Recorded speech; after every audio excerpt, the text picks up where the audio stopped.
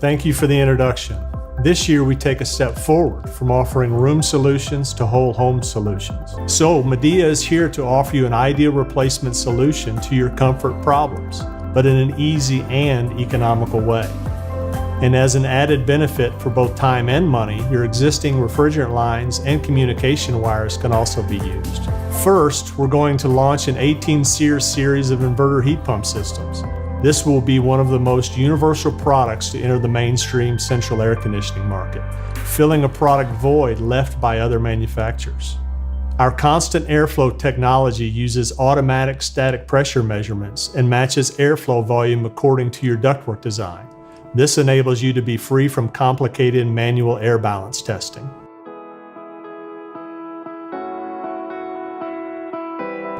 With BICOM technology, our system is easily compatible with both 485 and 24 volt communication modes, making it quite possibly the most adaptable system in the industry. That means the system can flexibly match and combine with most other brand indoor units, outdoor units, and thermostats without changing current duct design, refrigerant lines, or communication wires. Obviously, you'll get the best control and performance when our system works as a matched Midea set. But in the situation where your customers want to replace just the outdoor unit and match it with their existing indoor unit, even if it's non-communicating, the system can still function effectively as a communicating inverter combination so that they can enjoy the superior comfort and ultra energy efficiency of inverter technology. For our indoor units, we also have many optimized features for easy installation and maintenance.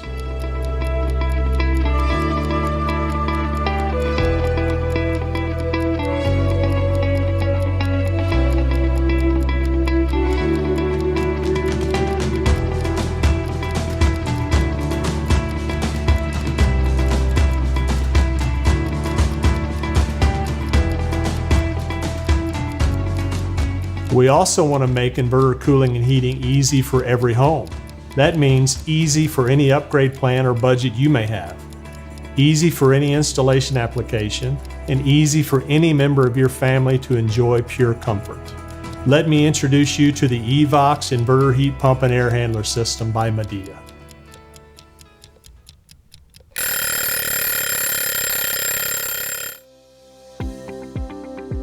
Well, hello friends. Thank you for joining us on Did You Know, the ESCO HVAC show. I'm so glad that you're hanging out with us today. We're going to be diving a little bit deeper into a topic that is going to become very mainstream for those in the HVAC industry. We're spending some time today with David Rames, Senior Product Manager from Midea. How are you, sir? Hey, Clifton, I'm doing very well, thank you.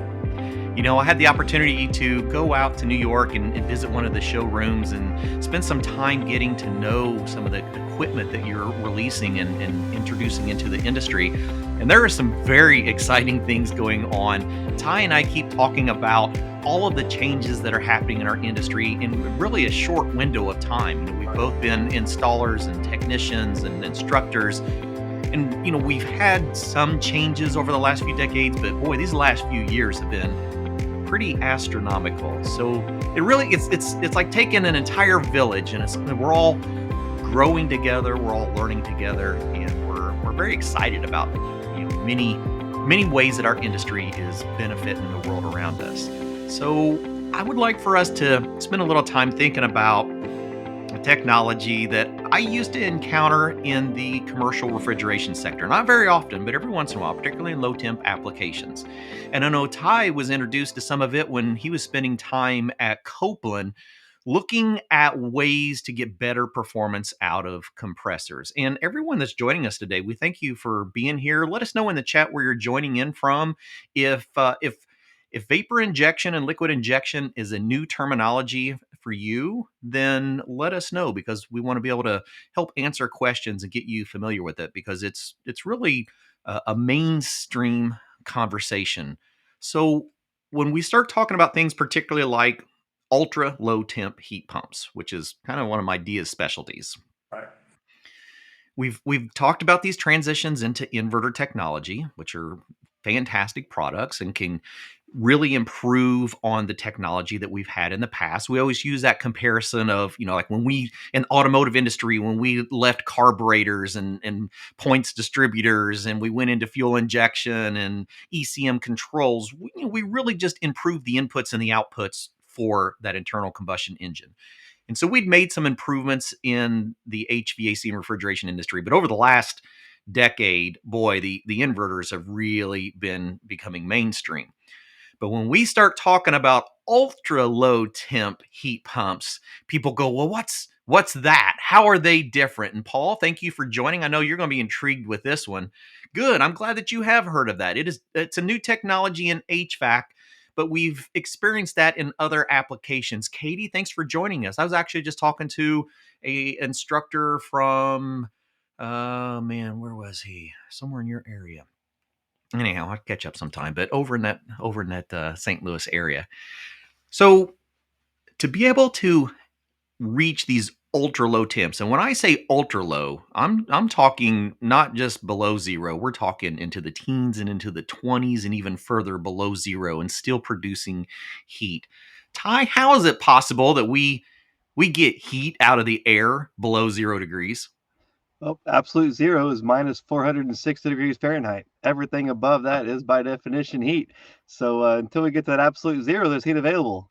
Problem is, it's a little bit harder to harvest as we get lower and lower and lower. But we've been doing this refrigeration forever. I mean, if we think about a house, you have a heat pump in your house. You got a freezer. You reach your hand in there and grab that freezer, and it's taking a lot of heat out. Even if it's below zero, you're taking heat out of that refrigerator and putting it into a much warmer environment, being the house. So if we just apply that same refrigeration technology that we've been used to our whole life, and we just turn it the other way and take the heat from outside, still lots of heat there. We just harvest it from outside, move it inside. All right, David. So if we look at that refrigeration process, and we're fairly comfortable with the refrigeration cycle, let's start talking about this vapor injection that we're going to be seeing in these heat pump technologies, and what that means and what that looks like, especially in like these rotary style compressors. Because I know in my own experience, I had witnessed vapor injection in like scroll technology. And so for those that are joining us, if you don't have any understanding of what this process is, I've got some couple short video clips that I'm going to show you just of the scroll technology, just so you have an idea of what we're even talking about by introducing vapor into a compressor, right? If we looked at like the scroll technologies, we just had a pump, but then we would introduce refrigerant vapor to help cool that compressor. But remember, we can't bring it in on that suction side because it's going to change our suction pressure. We have to introduce it in the middle of the process, right? After we began our compression cycle, we can introduce some vapor into that process to help cool our compressors. Because when we get down into these very low temperatures, we're going to start having some compression ratios creeping up on us. So we're going to have some heat that is going to be developing in that process. And so in the past, we've looked at heat as, well, that we really got to control our compression ratio. We have to control the heat because we can't break down our oil. We want to maintain operating conditions. And I had not previously seen vapor injection in a modern inverter, especially like rotary compressors, until David and I started discussing what's going on over at Midea. So is there history? Is there anything that we can share about like the evolution of this style of technology?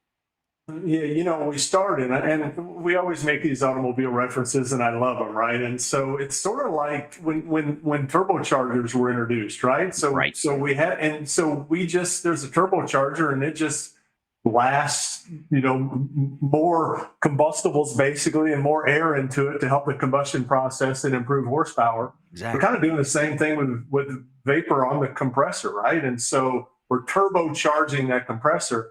And the heat pump is all the time always did a good job of, again, it's cheaper to transfer heat. As Ty said, transfer it from outside to inside instead of creating it, whether it's through a fossil fuel or through an auxiliary heat strip, which we know is very inefficient. Yes. Our goal is to keep the COP as high as possible, so everyone wins in that. Part of the problem was We could still run, but boy, our discharge air temperatures were so low. Even though you were above set point in the space, you got this what they call cold blow, right? So the supply air temperatures was cooler than the surface of your skin, so you felt chilly. So we just added this quote unquote turbocharger to the enhanced vapor injection to that compressor. And now not only are we transferring heat from outside at 47F, now we're transferring for the first stage for enhanced vapor injection, we're 100% heat at -4 Fahrenheit. And then we ramp that up to our next step that we used in the DOE Cold Climate Heat Pump Technology Challenge to the sequential stage enhanced vapor injection, where we're now 100% heating capacity at -15 Fahrenheit. So we're just wringing more heat from outside and we're bringing it inside. That furnace doesn't have to kick on in a dual fuel situation. That auxiliary heat strip doesn't have to kick on. We're keeping you toasty. Wow. Ty and I just got on this conversation of what we can and cannot do with compressors. And when we start talking about this sequential, I think Ty's really going to enjoy this. I've had the benefit of actually seeing this presentation before we get to it. So I haven't shared this with Ty, but you're really going to like this idea because we kept thinking about this just a few weeks ago. And so to see it in action is really cool. So we're going to be talking about the Midea EVOX G3 or G Cube series of products that are really, in my opinion, revolutionizing the way we look at residential and light commercial heat pumps. Inverter technology is one thing, but what we're doing here is something just completely different. Froggy Beluga, thanks for joining us again this week. Yeah, wait till you see this. It's all going to make sense when you start seeing what we're doing inside. And we're grateful that Midea is sharing this information so we can actually see it in action, get a grasp of what the technology is doing.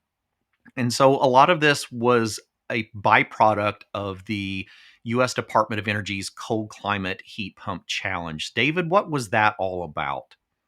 So a couple of years ago, the DOE came to some of the major manufacturers, especially heat pump manufacturers, and said, boy, you guys are doing a good job, but we're going to stress test you and your abilities and your innovation, and your development process.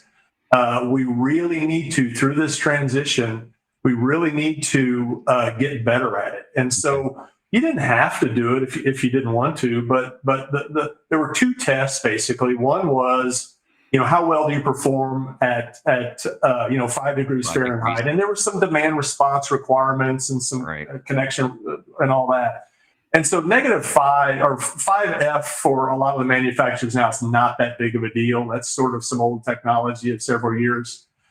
So for the most part, there were 10 manufacturers that came in. We all did a pretty good job, handle that. And then the second test was optional, and you didn't have to do it if you didn't want to. Mm-hmm. But Midea being Midea, we said, of course, because we like to challenge ourselves and challenge our equipment and see what we can do. And so the second test was, what is your heating output at -15 degrees Fahrenheit? And so we went down to UL Labs in Plano, Texas, and fired it up, and it was a several-day test. And we, again, had to go through demand response and some connectability tests and all of that. And demand response is super important too, right, during peak times. But when we got that call and with the results from that test, and we put a 36K or a 3-ton heat pump in, and we were 118% of our rated heating capacity at -15 Fahrenheit. What? We knew we were on to something. Okay. So, in a nutshell, we were putting out 42,000 BTUs of heating out of our 36,000 BTU heat pump at -15 degrees Fahrenheit. So we were pretty impressed by that. That's what I said, Ty. I started looking at this going, wait, hold on. That's not doing well. That's doing phenomenal. Yes. This eliminates the need for any type of auxiliary heating in most places in the Northern Hemisphere. So until we get into some ultra cold temperatures, or we want a redundant heating source, then we can start looking at adding. But on its own, we've got capabilities of, handling our heating load in ultra low temperatures with a heat pump that is still running at very high coefficient of performance. And for those of you who are not comfortable with that term coefficient of performance, this might be a good time for us to kind of help explain it, because you're going to be seeing a lot more COP, or coefficient of performance, being used in equipment comparisons. Ty, how do you represent coefficient of performance in the classroom? Well, I first start off with electric heat. We know that if we have an electric heat element, resistive heat element, we Hmm. send electricity through that. It converts electrical energy watts into heat energy BTUs, and it's considered 100% efficient. Now, doesn't mean that it's the most cost-effective efficient, but as far Right. as the fuel we're Energy using, wise. electricity, it's converting 100% of that into electric heat. So that's a coefficient of 1 to 1. So it's pretty simple. I can take Okay. my toaster, put a fan behind it, and have a heater. I could literally do the math calculations and calculate how many toasters I would need to heat my house, Oh, and it'd be true. the same amount of electricity as with an electric heater because it's watts. We're converting watts to BTU. So it's a coefficient of 1 to 1. So it's a pretty simple comparison. Now, if we look at a heat pump, our coefficient is several times that. So on a heat pump on a fairly decent day, you could have a coefficient of 5 to 1. So you're moving heat 5 times as more heat with that same one amount of energy. But typically, as the outdoor temperature drops, it takes a little bit more work to harvest that heat. So my neighbor's unit is 20 years old. In Texas, we got down to single digits, and Mm, that unit was still working great. It had a coefficient of one, I think it was 1.8 at that point. So it was almost twice as efficient as electric heat. We did need to use electric heat in occasion to help it keep up, but the sure. heat pump was still working at those temperatures. And it freaks me out when people say, "Oh, they don't work below whatever temperature." That's 20 Right. years old, and it That's was working exactly right. great at single digits. Exactly. It just needed some help. So what we've done now with this, with these new standards, this new technology, we're able to get more heat, and the fact that we can get hit those efficiencies 100% and beyond at those even lower temperatures they're designed for, that's what makes it amazing. And so we call it cold climate heat pumps, but that technology can be used everywhere. It's really next Everywhere climate. generation technology. So we're just able to Exactly. harvest heat better. And HVAC, that's what we do. We move heat. We take heat from a place that's unwanted and move it to someplace else.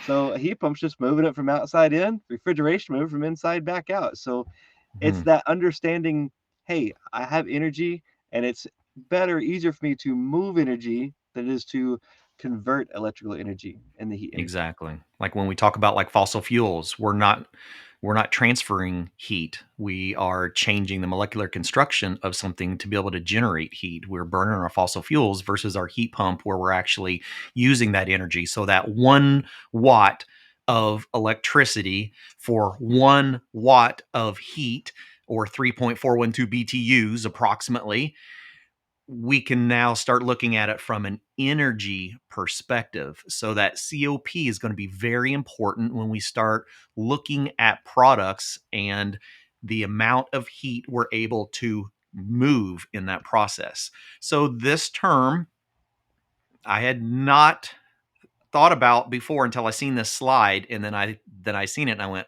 "Uh-oh, this is something that is near and dear to Ty and I," because we were actually in the conversation of what if we just took some equipment? What could we create?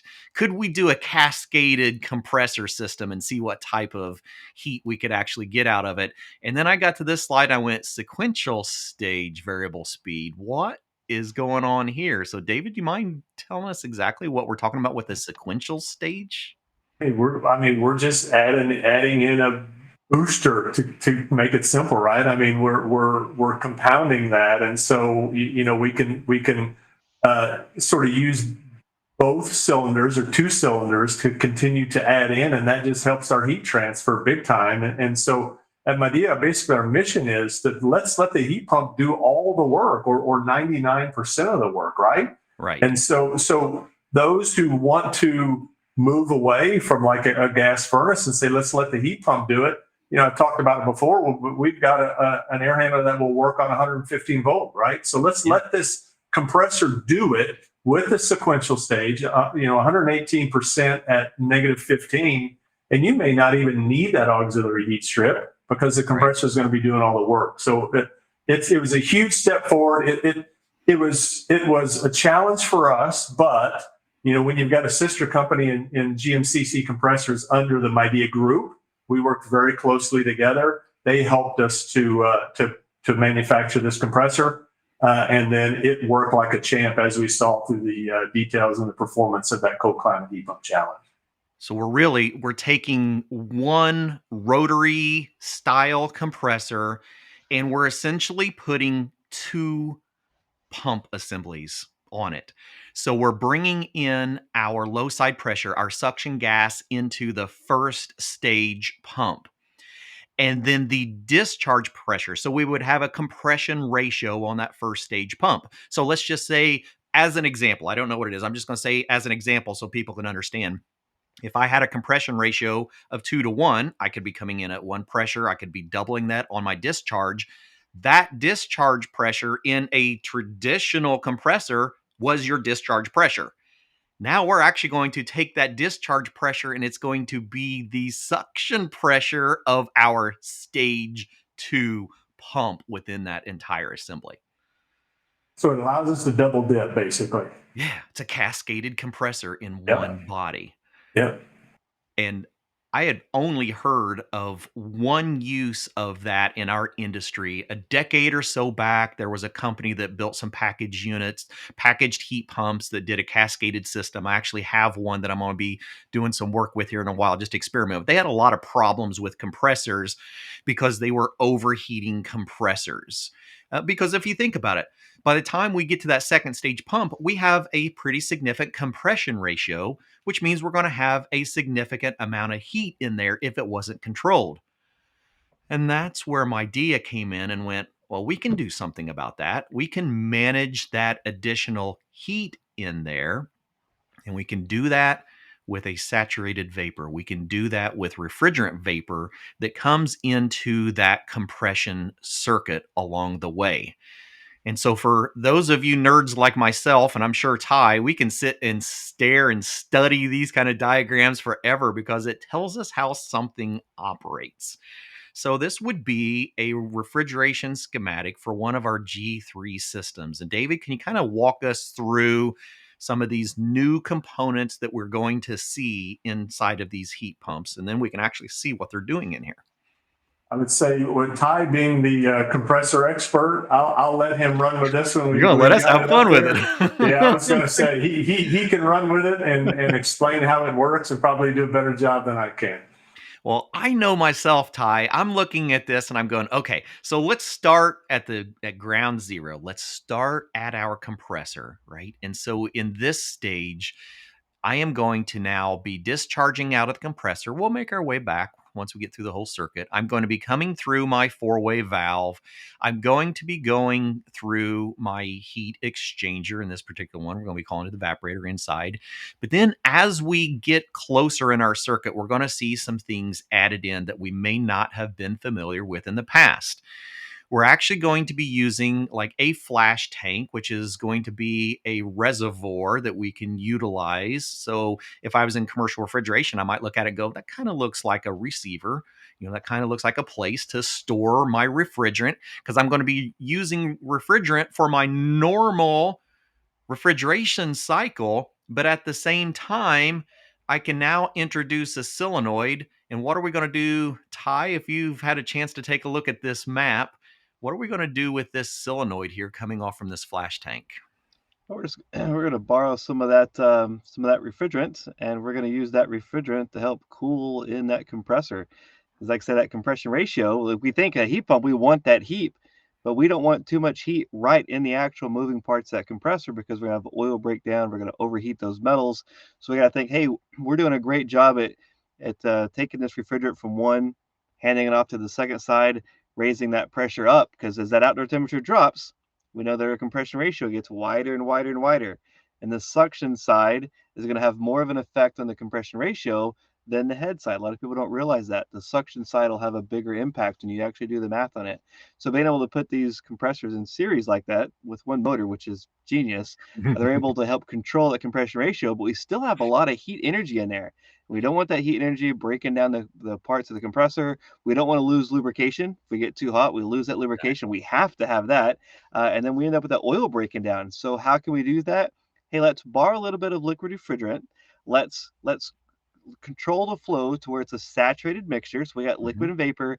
And then as we send that saturated mixture, just like a metering device, through that parts of that compressor, that little bit of saturated boils off. And because that refrigerant is changing state from liquid to vapor, just like it does in an evaporator coil, it's absorbing heat. So it's absorbing that heat energy, By the time it absorbs that heat, all that refrigerant turns into a vapor. So by that point, it ends up in the mediary, the middle side of between those compressors. So that way we're not affecting the suction pressure, because we don't want to raise the suction pressure. We need to keep it low to absorb Got to heat. keep our system pressure So we're going consistent. between those two. We're putting that vapor in there. We've absorbed that heat, that latent heat. It's now only vapor, because we know the compressor can only move vapor. And then now we're putting that heat right back into the system again. So we're just borrowing some of that liquid to help cool the compressor, but it's not a loss. That heat energy is still going to be rejected back in the evaporator coil. So it's an overall win. And if you actually look at how that system's working, since you're not losing that heat, you're able to then put more heat back in the evaporator coil. And now I can finally see how you're able to get more out of it on the heating side. It finally makes sense. So this diagram, I've never seen it before until just now. So I was I'm getting gonna ready want to a say copy of that. that one. David, if you didn't know before why we love Ty Branneman, that I know happened on the now. fly. That's quite all right, and that's why I knew who to turn it over to. Right, I couldn't have done it any better myself. Oh, I felt it. I seen his eyeballs studying it. And I was like, he's already got it. We're just He's going to go already for got it. And so Yeah. we're maximizing the heat, right? I mean, we're using are. every bit of heat that we can pull out, and we're using it, which is why we can do this at very, very low temperatures and well below zero. Yeah, absolutely. And Murph, you were right. It's that same kind of principle when we relook at things like CO2 systems. And with CO2, we've got flash tanks and we've got, mixed saturated refrigerant that we're not 100% sure what to do with it because we don't really want to introduce it back in the system because it's the mix of liquid and vapor. And we're like, yeah, but it's not really. It's kind of liquid and liquid. And we go, well, why don't we just use it and put it back into our compressor and we'll cool the compressor, especially if we have a 2-stage or multiple stage compressor. And I've not really done any effect of my refrigerant pressures. I've just utilized that additional cooling so that I can maximize that work in my compressor assemblies. And boom.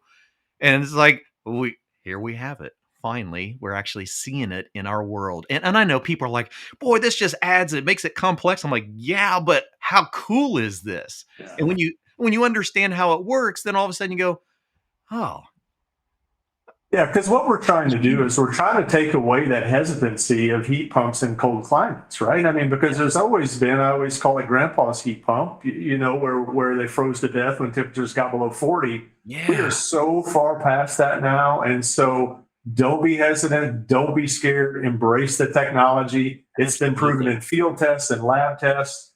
It works. It's reliable. It's dependable. We try to keep that COP up there, stay out of the gas, stay out of the auxiliary heater, make you more comfortable. And in cold climates, we actually may save you a little bit of money too. Yeah. No. Oh, I'm so excited. Like For me, it's all about the technology, different ways of accomplishing something. We're finding solutions for it. That's what I love about engineering. It's like, hey, we have a problem. Let's come up with a solution for it. And so it's technology. And people are like, well, what about the heat pump side? Like, if it's a gas furnace, 90%, 80%, 60%, it's all technology. Heat pumps are also technology. I heard somebody the other day, like, I don't like technology. I'm like, well, they were talking to me on a smartphone. Right, It was exactly. 100% technology. I'm thinking, when I started, we didn't have this. This wasn't even a mindset. My dad had a bag phone, and that was like high end, and it plugged into the horn. So it honked the horn. So when you're away from the truck, you could go back and answer it. And that was like the top end thing ever. And nobody even considered that. Now we have a full computer right here in our hands. So when you look Yeah. about this technology, a lot of these ideas, they're not new. The idea has been around. We just now have the engineering to be able to manufacture this and test this, to do more things with it, and to make it affordable enough that we can, mass produce this. I was looking back at a heat pump book all the way back from 1948, but I was looking at an 80s model heat pump book, and it was amazing how much technology in there. Things that we're talking about today, this is 1980, and they were talking about it. Right. They were talking about using, with the DOE, using different energy sources to store heat and water. Batteries And there in that book in the 80s, it was talking about burying water tanks and insulating them and storing that heat to get through, the nights when your temperature really dropped off. It was just amazing how we think about solving this. And the problem is, you're having more water, you have a tank, you're having more energy. So, hey, what's a solution to simplify that? And so, hey, we look at, here's Midea that came up with a solution for that. And if you think about, hey, this may look complicated at first, But if you compare it to storing a tank of water and Yeah. having the amount of cost that goes in with that, and then water itself is always a factor. Hey, we've eliminated a whole lot of those issues, and we can get more than our capacity for cooling out in the heating side because we're putting that heat back in evaporator cool. Whereas in summertime, we're just having to reject that excess heat out into the air. But here we can utilize that. I mean, I think I'm impressed by it. I am too. Yeah. I mean, we've already got temperature thermistors all over the place. We got discharge temperature thermistors on our inverters already. So literally, it's just adding some extra controls and some ingenuity. And the thing that we tell some of our, distributor and some of our customer partners, even in the South, is, an enhanced compressor is an enhanced compressor. So not only will you see this awesome technology and performance in cold climates, but on the cooling side, you're going to get, you're going to get higher SEER ratings and all that too. So I always challenge when we're talking with customers and they're in the South and they go, I don't need that because I'm down here. Yep. But you better take a look at the performance and you better take a look at the efficiency because, hey, there's the old saying, I'd rather have it and not need it than need it and not have it. So there are times down south, right? We'll get hit pretty hard. And I'm in Louisville, Kentucky, so I'm not south, but I'm much further south than Michigan and all those guys up there. But we also help on the cooling side too. So I always say, look at the performance of both the standard and the cold climate technologies and make that decision for yourself. Don't just base it off of the term cold climate, even though you're not in the cold climate. Exactly. Roman Ball, I'm so glad you joined us. I mean, you're familiar with this technology. You're a refrigeration guy. This, should completely make sense to you. And he's going, well, what kind of heating capacity? So Roman, you kind of missed the intro. So David, do you mind sharing with Roman again the heating capability of this generation of heat pump? So through the Department of Energy Cold Climate Heat Pump Technology Challenge, the second part of that test was we were tested at negative 15 Fahrenheit, and we were 118% of our rated heating capacity at negative 15 Fahrenheit. Now that's the coldest that we could test at, right? But we've seen that we actually we can still run at like negative 40 Fahrenheit. Our compressor is still going to work, right? Exactly. And so it's not going to deliver 100% at that number, but as long as that compressor is running, and if we do need to stage in, a 3-stage auxiliary heater, we can stage in some of that to help boost it a little bit. We've still got that heat pump running. And so we're still going to try to keep that COP as high as possible to keep your utility bills down. Yeah, exactly. And, it's not just this. You were just mentioning a while ago with, when we're talking about all the additional things that comes along with this, I want to play a real short video that I thought was super cool about the air handlers that goes along with this. Because we're not just talking about, new innovations in the outdoor units. But Perla's out there. Perla, you're going to like this. I bet Perla's been up in attics before and had air handlers having to go in and out of them. Wait till you see this thing. Let's see if I can bring us to the side.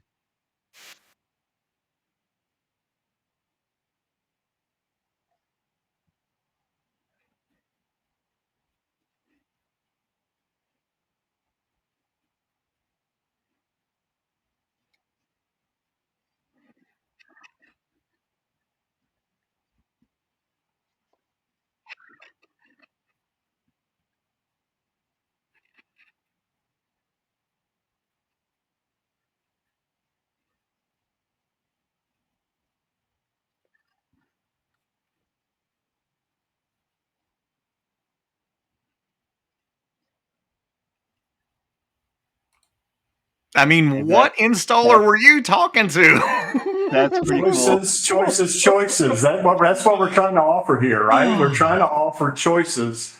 One SKU. So let's just take our 3-ton, right? Which I demanded was at 17.5 inches wide because when you saw the guy lifting it up the attic steps, it's actually a colleague of ours' house. It's 3-ton horizontal in an attic. We broke that thing down in 3 pieces. We timed it. The coil section, 30 seconds from bottom to the attic. The blower section, 30 seconds. And about 10 seconds for that nice 4-inch filter rack from the bottom to the top. We're safer, we're faster, we save labor. That one model, up, down, left, right, and oh yeah, by the way, what we call the lowboy application, where we split the blower and the coil side by side or side by side. Low height requirements, which you see a lot of, whether that's a basement or a cellar or something like that. We can split them. We've got field tests out there, works like a champ, no problems. 6 different applications, one air handler. We're pretty proud of that innovation. Yeah, Yeah, that's that pretty low boy caught crazy. my eye. Being able to Mhm. split that like that, that was because I always hear, oh, I can't have enough return because it's in the basement. It's like, oh well, there's a solution right there. That's Plus, exactly right. also thinking about that rafter, it's always right there in the way. You can Yeah, literally put you a piece of duct between them, and you can split that and have it. separate the two. Yeah, Yeah, because if you I'm gonna look at have it. that and people say, well, maybe I don't have the width to do that. But if you're going to run the return down the side of that thing and return through the bottom of it, you're still going to have a return duct coming down the side. So Right. when we split it, your return's actually going to be coming into the top and your supply is going to be coming out the other side with the air distribution box at the bottom. So we're really not getting any wider than your normal side return that goes down and returns down through the bottom. So we're saving a ton of space. We're giving the applications, there's extra wire in there. So when you mount it like that, we got a knockout. You just feed the communication wire through the knockout, plug it in to the board on the other side. Boom, we're ready to go. Runs like a champ. Now I know Christmas is coming, mechanical environments, but now that's stepping out there. Maybe someday. I've actually got a video of that. I'm gonna go ahead and play that one too. Now this was the one in Texas, so this was a commercial video that you did of the installation in Texas, and I think it's really worth everyone taking a look at it real quick. Let me hop over there. We'll be back here in just a minute with this one.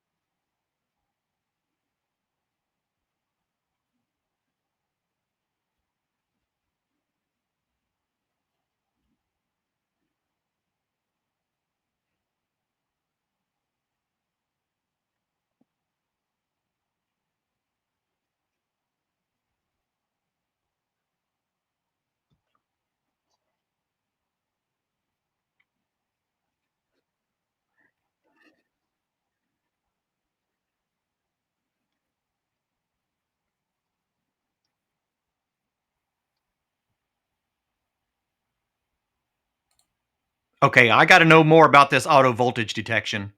Yeah. So listen, I set it on there. He had a gas furnace. He said, I don't want it anymore. I want to go all electric. But boy, he's up in the attic and the breaker box is out in the garage. And boy, it would be, I mean, it would be take thousands of dollars to run a new circuit up there. Right. So we ran it up there. We took the exact circuit from that gas furnace, the 115. We wired it up. That Midea G-Cube air handler sensed it, ran with it, 115. We do that without an auxiliary heat strip, of course. But when you're putting out the kind of heat that we're putting out from our heat pumps, the auxiliary heat strip, you really don't need it. And so as you saw when he slid the filter in, that was in August. So we've gone through that summer, and then we've gone through some of the winter already. It dehumidifies in the Houston area. It's keeping him warm in the wintertime. It was a real hit. And so that air handler, I think, it revolutionizes not only installation, but service, troubleshooting. We try to make this as simple as possible. SKU minimization, 6 different installation applications, 1 SKU, and we try to make it as easy as possible. Jeez. Yeah. Well, you solved the voltage issue, the ductwork issue, the heating capacity issue. I think the only thing left is a reheat coil option. That way you can solve the oversizing issue. 'Cause people overlook the humidity, and every system I see is oversized. That would be That's right. You can still dream away, though, mechanical environments. lock it in and reheat. Boom, problem solved. And by the way, with that system, we use the Midea communicating wall control. But if we wanted to run that off of a 24-volt control too, we're 2-wire on the communication side on the wall control, but it also self adapts to 24 volts or communicating. So I could take that communicating wall control down, put a 24 volt on. I don't need to change anything, right? And it just senses that 24 volt wall control, and we'll run off of that as well. And you still get inverter variable speed technology. Man, oh man, oh man.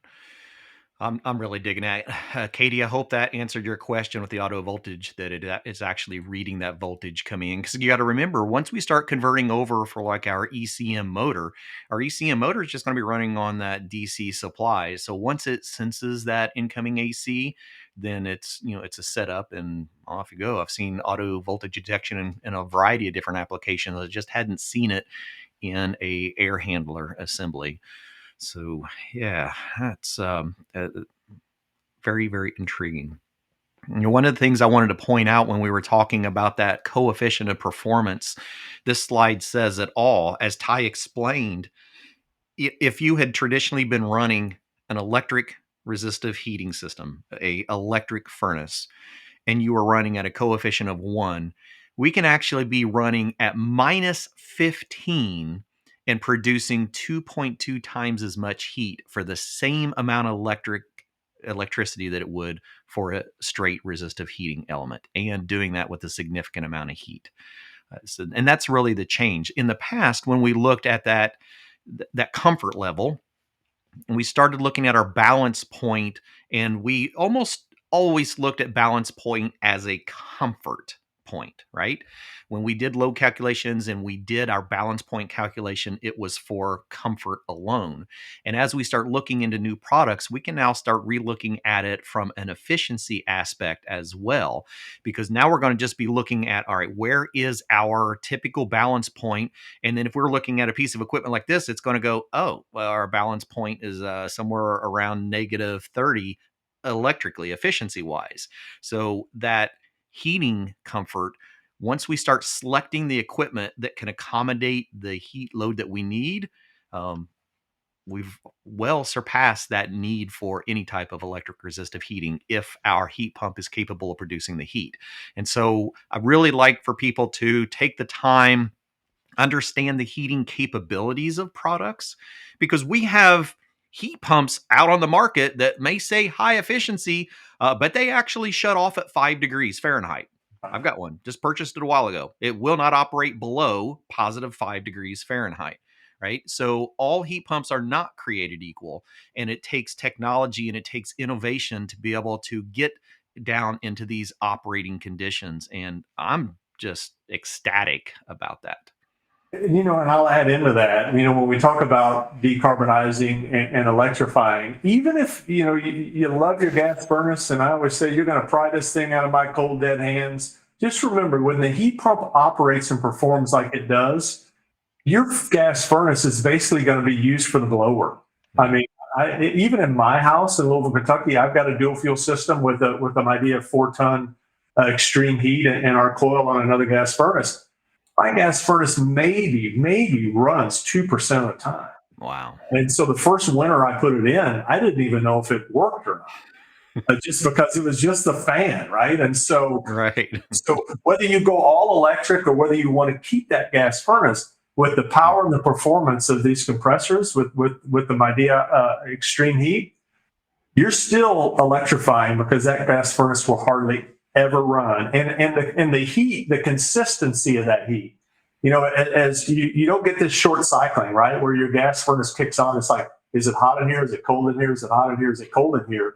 We're going to find that load line and we're going to put out some really warm heat. You get up in the morning and you stand in front of that mirror and you that toe kick coming out from underneath the vanity there and you feel it and you're feeling very, very warm air coming out of that compressor.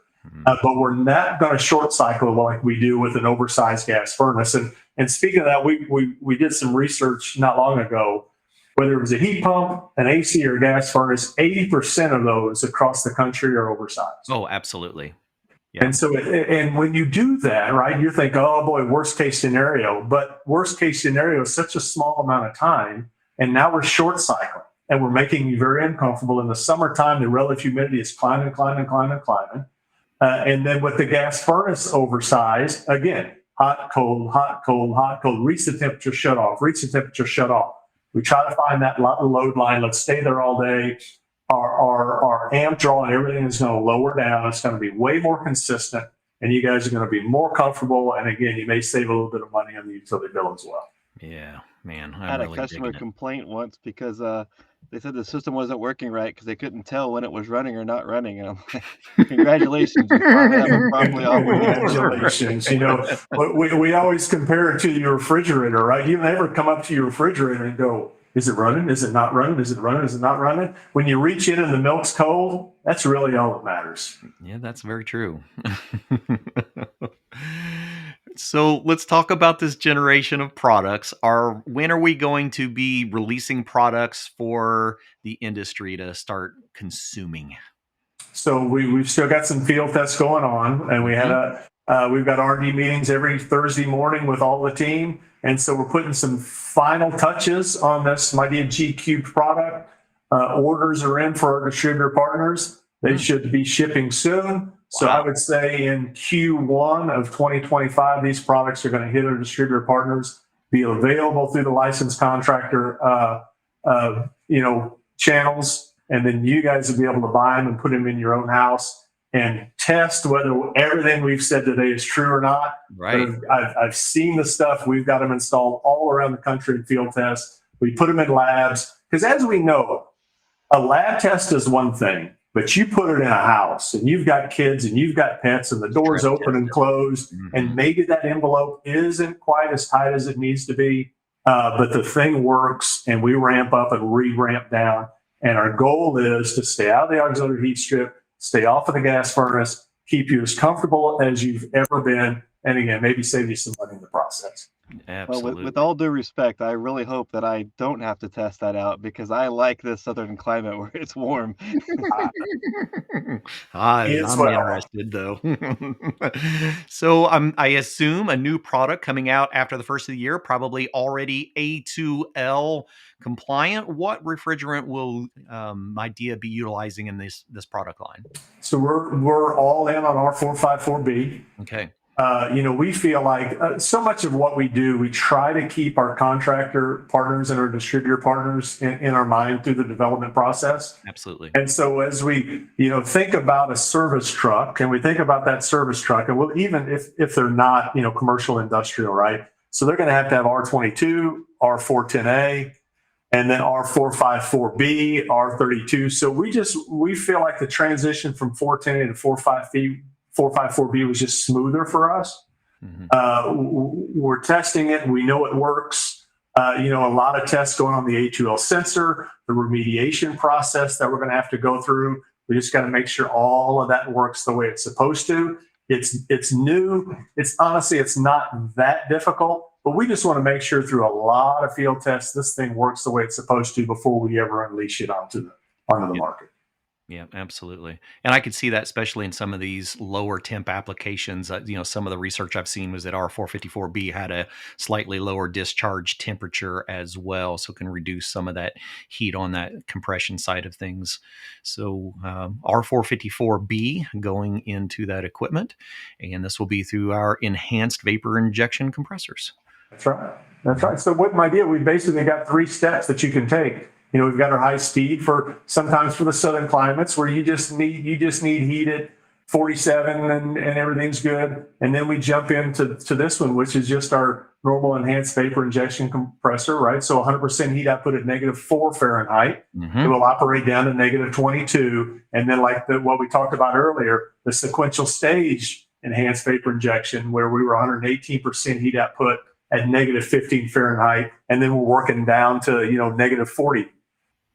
So we've got every base covered with every geographical area across North America.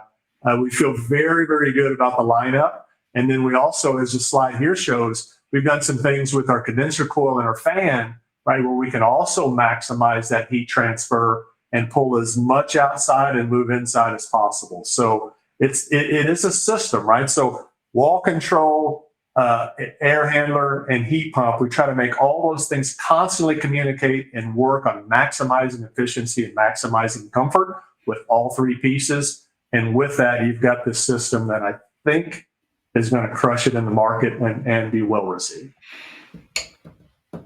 I'm well receiving. How about you, Ty?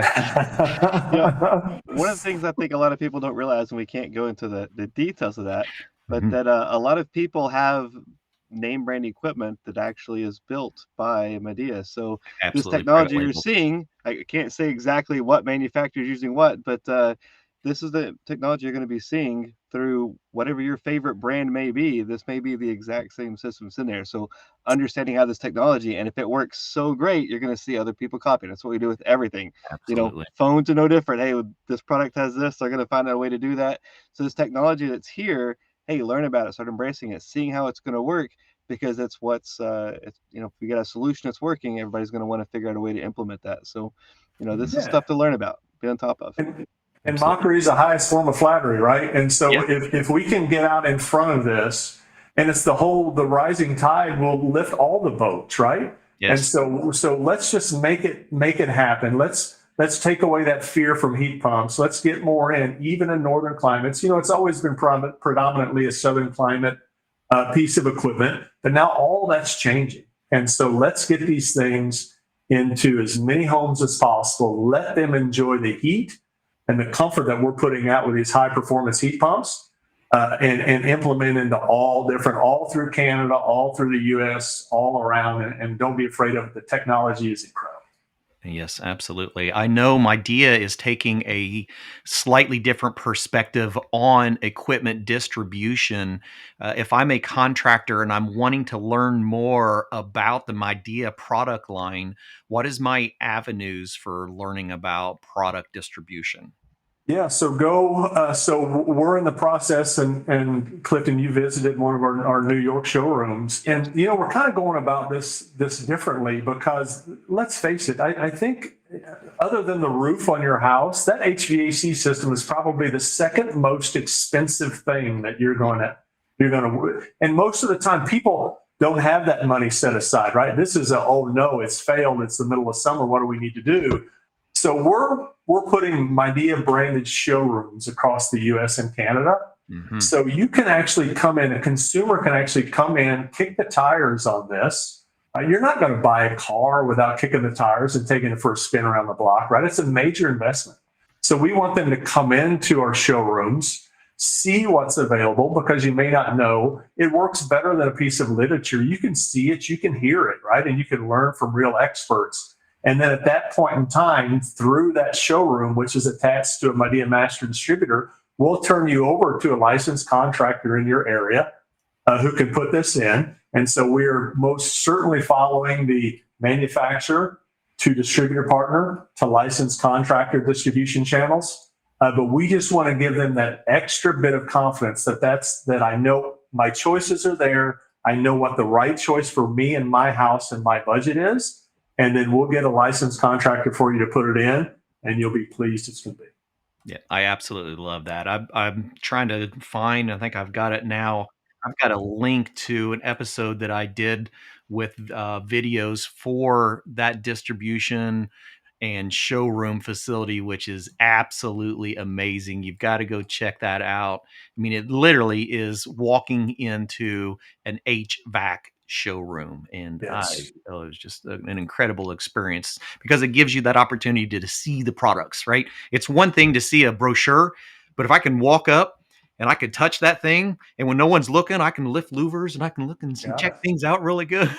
No, I didn't. That's why we don't want the first time you see the equipment you just bought, and we don't want you to see it for the first time when it shows up to get installed, right? Yeah. And again, you wouldn't do that for a car. Yes. So, and let's face it, this equipment's not getting any cheaper with all the new regulations and now refrigerants and all of that. So we want to just be fully transparent on what we've got to offer, the mix that we have. And so come into one of our showrooms, and the website was on the video, but MideaComfort.us. Yep.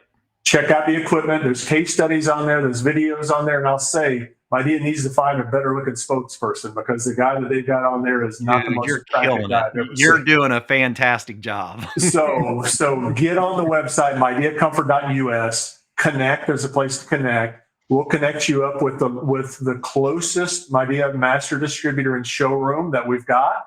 And again, come in and kick the tires. And the place is going to be filled with experts. Ask questions, gain knowledge, and then make an educated decision, because you work really hard for your money and we want you to spend it wisely. Absolutely. What about training for the equipment and the technologies? What do you see going forward for that? Oh, so we're scouring North America. So the other thing that we're going to do is with each Midea master distributor, we're going to have a training center there. Awesome. And so we're going to train our, and I've got a team that's fully vested in this as well. So we come to our distributors and we train their trainers. And then what we've taken that a step further too. So while we're training our Midea partner distributors, we also want the contractors to come in so they can see that training straight from the manufacturer. So it does a couple different things, right? You're not playing the old telephone game where I say something, they say something, they say something. Right from the horse's mouth. I've got a team that travels North America every week, training on this product, injecting confidence into our distributors and our contractors and our consumers that this technology is the way that you want to go when you need to go. Right. And so training, and Clifton, you know this as well as anybody, training is key. Key to success. And we've seen, if we train correctly, issues with the equipment substantially drop, warranty claims substantially drop. So we got to train and get them comfortable. And we've got guys here for distributor partners, if they get stumped on something. I think between our training team, it's 143 years of experience in the field. Very cool. And so call them and we'll help them. We'll walk you through. Fantastic. And for those of you that would like to get to know the Midea team a little bit deeper, we encourage you to come join us at the National HVACR Education Conference. We'll be hanging out, talking about technologies, innovations. We're going to be spending time looking at the future of our industry. And we're going to be spending a lot of time looking at these high efficiency products and ways that our industry can contribute to energy reduction and energy management as much as possible. So it's going to be a great time. We're really going to enjoy having you all come join us. So definitely check it out. Grab that QR code. Go see what's happening this year at the conference. And Ty, any final questions, comments before we hop out of here? I thought it was interesting about the showrooms, because usually only see that at a factory. And when I traveled through a lot of other countries, I would see that there would be air conditioning showrooms. You could go and sit down and you could see all the different models.